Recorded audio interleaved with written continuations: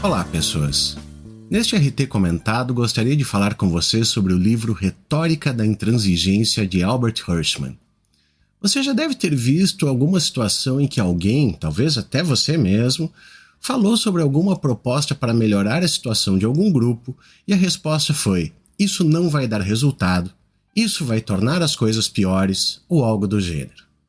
Pois bem, por mais que o livro de Hirschman seja bem simples, cada vez mais me pego retornando às ideias dele. Então, o escolhi para mostrar para vocês. Antes de começar, apoie o Viracasacas. Se não puder, não precisa nem de dinheiro. Siga a gente nas redes, compartilhe, comente com os amigos, indique para quem você gosta. Se estiver com uma graninha sobrando, paga um café pra gente. Com R$5 você já faz toda a diferença lá no apoia.se/viracasacas. Agora, se quiser comprar uma camiseta legal e ainda por cima ajudar o Vira, vai lá na umapenca.com/viracasacas e compre alguma coisa. Agora sim, vamos lá. Albert Otto Hirschman nasceu em 7 de abril de 1915 em Berlim. Estudou na Sorbonne e completou o doutorado em Ciências Econômicas em Trieste em 1938. Na Itália, ele participou de atividades antifascistas e auxiliou na fuga de políticos e intelectuais após a rendição da França em 1940. Na década de 1940, ele se mudou para os Estados Unidos, trabalhou para o Exército e no Federal Reserve. Posteriormente, prestou serviço para o governo da Colômbia e atuou em Yale, Harvard e Columbia. Hirschman faleceu em 2012, aos 97 anos de idade. O livro Retórica da Intransigência foi publicado originalmente em 1991 nos Estados Unidos e já no ano seguinte chegou ao Brasil. Na verdade, a tradução do título da obra não ficou muito legal. O original é The Rhetoric of Reaction, a retórica da reação ou do reacionarismo. O livro foi resultado de estudos que iniciaram na década de 1980, direcionado ao questionamento sobre como o movimento conservador e neoconservador havia alcançado tamanha predominância à época. Inicialmente, o autor disserta sobre o que ele chama de 3 reações ou ondas reacionárias. A primeira delas foi o movimento que se seguiu e se opôs à afirmação da igualdade perante a lei e dos direitos civis em geral. A forma mais contundente desta primeira reação foi a oposição à Revolução Francesa e todas as obras advindas dela. Este discurso reacionário se recusou a fazer distinções entre os aspectos positivos e negativos da Revolução. Na verdade, não admitia nada de positivo. O discurso contra-revolucionário condenava a própria Declaração dos Direitos do Homem. A segunda onda reacionária procurava fazer recuar os avanços da participação popular na política, obtidos pela ampliação do direito do voto durante o século XIX. Do último terço deste século até a Primeira Guerra Mundial e depois dela, uma literatura vasta e difusa acumulou todos os argumentos concebíveis para diminuir o valor das chamadas massas, a maioria, o regime parlamentarista e o governo democrático. Apesar de não fazer propostas de uma alternativa, grande parte desta literatura prevenia, explícita ou implicitamente, contra os perigos extremados que ameaçavam a sociedade como resultado da tendência à democratização. A terceira onda reacionária ocorria à época em que o livro foi escrito, a crítica ao estado de bem-estar social e a tentativa de fazer recuar ou reformar alguns dos seus aspectos. Hirschman apontava que ainda era difícil saber os impactos de tal discurso. Hoje, nós sabemos o que ocorreu, ardam no inferno Reagan e Thatcher, e talvez estejamos enfrentando uma quarta onda reacionária extremamente poderosa.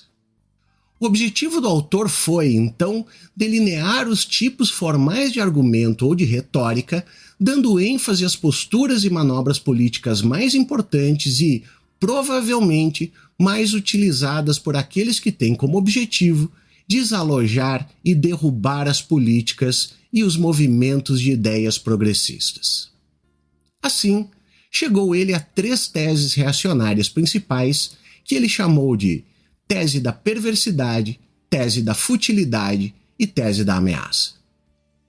Aqui eu quero fazer uma nota pessoal. Essas teses ou argumentos continuam sendo utilizados por conservadores e reacionários. O que mais me chama a atenção, porém, é o fato delas serem utilizadas também dentro do campo progressista em um cinismo absurdo. É como se elas tivessem ingressado em nosso imaginário, ou melhor, destruído ele.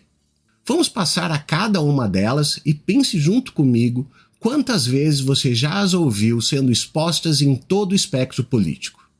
Comecemos pela tese da perversidade. Um tipo de situação acontece corriqueiramente. Diante de uma ideia progressista aceita pela maior parte da opinião pública, é pouco provável que se lance um ataque aberto contra esse objetivo. Ao invés disso, é melhor que um determinado político a endosse, com maior ou menor sinceridade, mas depois tente demonstrar que a ação proposta ou levada a cabo é mal concebida. Tipicamente irá se argumentar que tal ação produzirá, por meio de uma cadeia de consequências não intencionais, o exato oposto do objetivo proclamado e perseguido. Trata-se à primeira vista de uma ousada manobra intelectual. A estrutura do argumento é admiravelmente simples, ao passo que a afirmação que se faz é um tanto extrema. Não se afirma apenas que um movimento ou política não alcançará sua meta, ocasionará custos inesperados ou efeitos colaterais negativos. Em vez disso, diz a tese que a tentativa de empurrar a sociedade em uma determinada direção fará com que ela, sim, se mova, mas na direção contrária. Simples, intrigante e devastador, o argumento tem se revelado popular entre gerações de reacionários, além de ser bastante eficaz com o público em geral. Nos debates atuais, ele é frequentemente invocado como efeito contraintuitivo, contraproducente ou, mais diretamente, perverso de alguma política pública progressista e bem intencionada. As tentativas de alcançar a liberdade farão a sociedade afundar na escravidão. A busca pela democracia produzirá oligarquia e tirania, e os programas de bem-estar social criarão mais, em vez de menos, pobreza. Todos os tiros saem pela culatra. Aqui é importante colocar alguns exemplos, apesar de que eu vou retornar a isso posteriormente. Um dos principais debates em que se insere a tese da perversidade é o do salário mínimo. Milton Friedman afirmava que as leis de salário mínimo são talvez o caso mais claro que se pode encontrar de uma medida cujos efeitos são precisamente o oposto dos pretendidos pelos homens de boa vontade que a apoiam. Vemos esse tipo de argumento sempre. Se aumentar o salário mínimo, aumenta a inflação, gera desemprego e tudo que se pretendia melhorar, na verdade, acaba pior. O mesmo acontece em relação a benefícios sociais.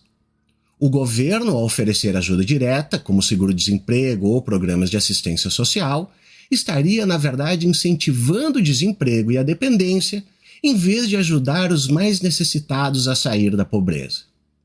Estes programas, portanto, ao invés de promoverem uma inclusão e melhoria da qualidade de vida das pessoas, aumentaria o problema da pobreza, criando uma população dependente de ajuda, desmotivada para o trabalho e diminuindo a produtividade geral. Vejam, não pretendo ingressar em um debate econômico profundo a respeito de cada um destes pontos. A minha intenção é verificar de que forma tal tese entra no debate público. Passamos à segunda tese, a tese da futilidade.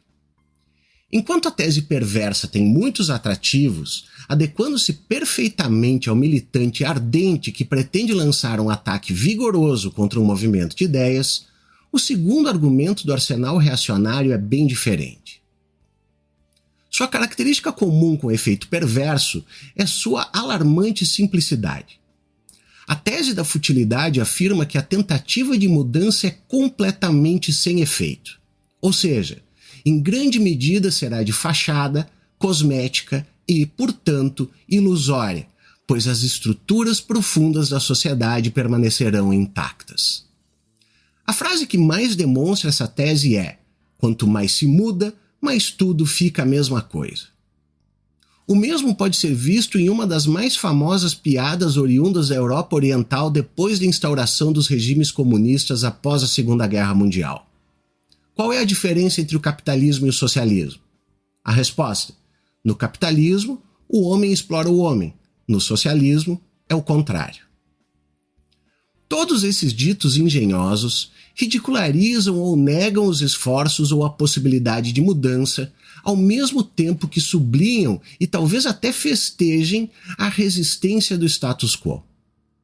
Parece não haver nada no repertório de piadas que zombe do fenômeno oposto, ou seja, da ocasional queda de antigas estruturas e instituições e da sua surpreendente incapacidade de resistir às forças da mudança. As alegações da tese da futilidade parecem mais moderadas que as do efeito perverso, mas na realidade são mais insultuosas aos agentes de mudança. Na medida em que o mundo social faça qualquer movimento em resposta a uma ação humana pela mudança, ainda que na direção errada, sempre resta a esperança de que esse movimento possa de algum modo ser corretamente dirigido. No entanto, a demonstração ou descoberta de que tal ação é incapaz de fazer qualquer diferença deixa os promotores da mudança humilhados, desmoralizados, em dúvidas sobre o sentido e o verdadeiro motivo de seus esforços. Essa é a tese que eu particularmente mais vejo ocorrer. Nada é útil e nada trará frutos. O outro lado é grande demais, o outro lado é poderoso demais, e qualquer coisa que façamos não será o suficiente. Talvez venha em outras linhas, de que um ganho atual para os trabalhadores não os liberte de seus grilhões e, portanto, é dispensável. Durante os debates para que fosse instaurado o sufrágio universal, diversos dos seus opositores fizeram uso dessa tese. O sufrágio não poderia mudar nada na estrutura de poder existente na sociedade. Esse argumento já foi muito utilizado ainda no que diz respeito a políticas de igualdade racial e de gênero, uma vez que promover elas não seria o suficiente para mudar a realidade estrutural da sociedade. Assim, seriam fúteis. O melhor é não fazer nada. À primeira vista, pode parecer que a tese da futilidade, bem como a da perversidade, baseia-se na noção das consequências imprevistas da ação humana. Mas quando se invoca a futilidade, os efeitos colaterais involuntários simplesmente cancelariam a ação original, ao invés de chegar ao ponto de produzir um resultado oposto ao desejado.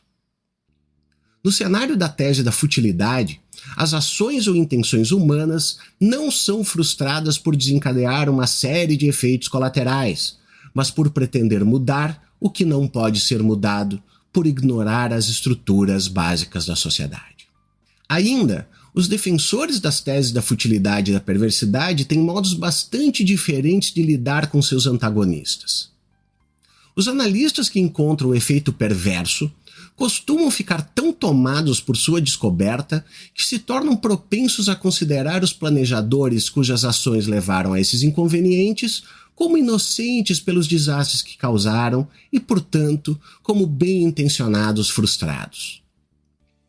Os que começaram a cadeia de eventos que levou ao resultado perverso são retratados como ridiculamente carentes de um entendimento elementar das interações complexas das forças econômicas e sociais.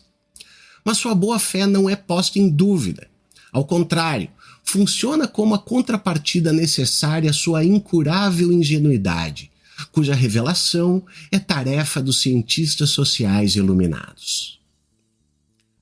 Com a tese da futilidade há uma considerável mudança. Também aqui é típico mostrar que as políticas que pretendem dar poder aos que não têm ou melhorar a vida dos pobres não fazem nada disso, e ao invés mantêm e consolidam a distribuição de poder e riqueza existente. Porém, aqui existe a suspeita de que aqueles que propõem tais medidas não são de modo algum assim tão inocentes ou bem-intencionados. Longe de serem ingênuos e cheios de ilusões, de repente os planejadores são vistos como maquinadores astutos e hipócritas perniciosos. Devido à sua atitude desdenhosa e desmascaradora para com a mudança e o progresso intencionais, a tese da futilidade pertence, sem sombra de dúvida, ao campo conservador. trata-se de uma das armas mais importantes do arsenal reacionário. Contudo, como possivelmente já se notou, ela pode possuir aspectos em comum com um discurso ultra-revolucionário. Nada é relevante a não ser a própria queda do capitalismo, etc, etc, etc. Agora, passamos à tese final, a da ameaça. Os argumentos do efeito perverso e da tese da futilidade operam em linhas bastante diferentes, mas têm algo em comum. Ambos são notavelmente simples e explícitos, e é nisso que reside grande parte de seu apelo.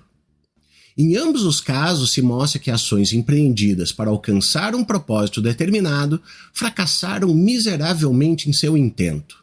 Ou não ocorre a mudança desejada, ou a ação tem resultados opostos aos desejados.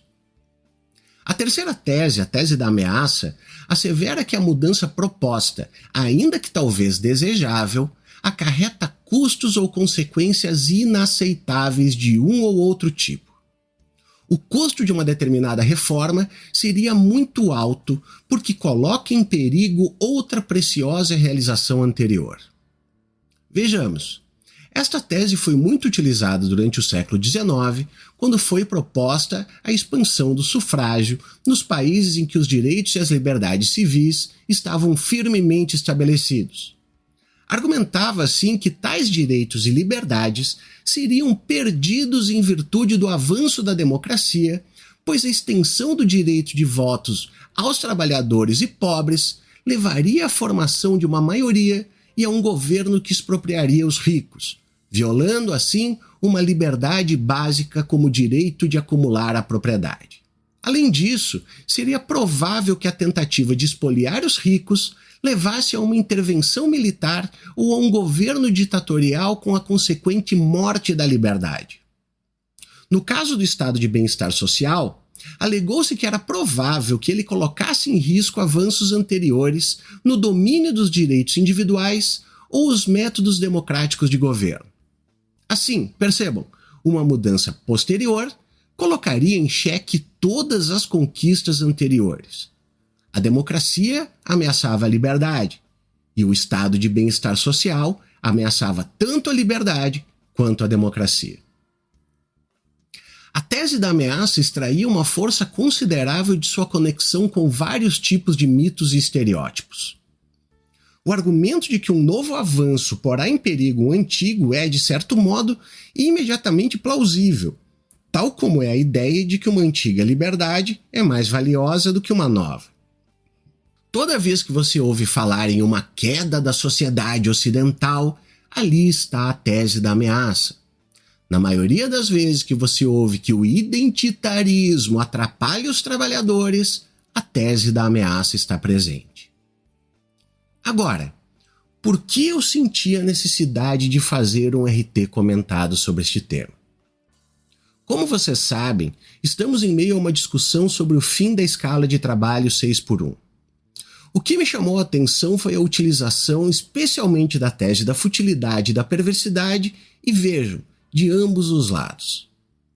A tese da perversidade pode ser bem percebida na postagem do infelizmente deputado Nicolas Ferreira, obviamente elaborada pelo ChatGPT.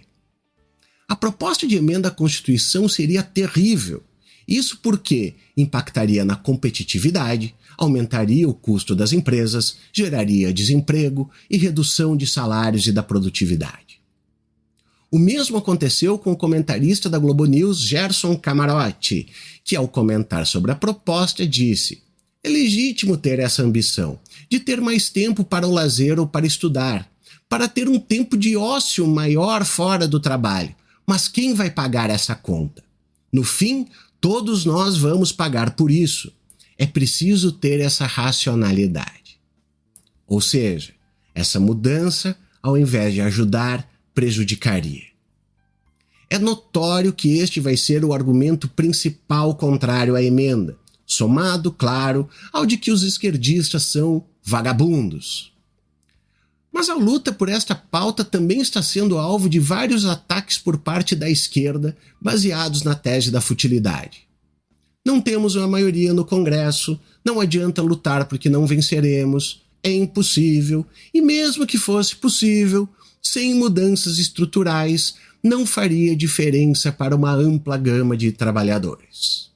As condições de trabalho permaneceriam as mesmas e, na prática, os trabalhadores continuariam enfrentando baixa remuneração, falta de benefícios, condições desgastantes que não se resolveriam apenas com a redução de 1 ou 2 dias de trabalho. Seria apenas uma mudança de fachada. Existe um grande ganho libidinal com as posições mais cínicas e pessimistas. Dizer que não vai dar certo lutar por algo é uma forma de parecer inteligente.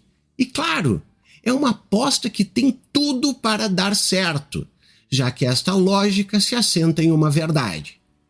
99% das lutas vão dar em nada. Mas é exatamente este 1% que faz toda a diferença e faz a vida política ter sentido. Justamente porque as oportunidades de mudança são raras, você tem que lutar todas as vezes e jogar os dados em todas as oportunidades possíveis. Perceba agora quantas vezes você viu e verá estas teses sendo utilizadas e como elas acabam resultando em uma única questão. É necessário se manter as coisas como são. Ao final do livro, Hirschman elabora uma parte curta sobre estes argumentos e sua utilização por progressistas. Eu não concordo com a interpretação dele da teoria marxista, mas aceito em parte o argumento, tendo em vista uma certa corrente vulgar que simplifica bastante as coisas. Enfim, acho que vale a leitura e a reflexão.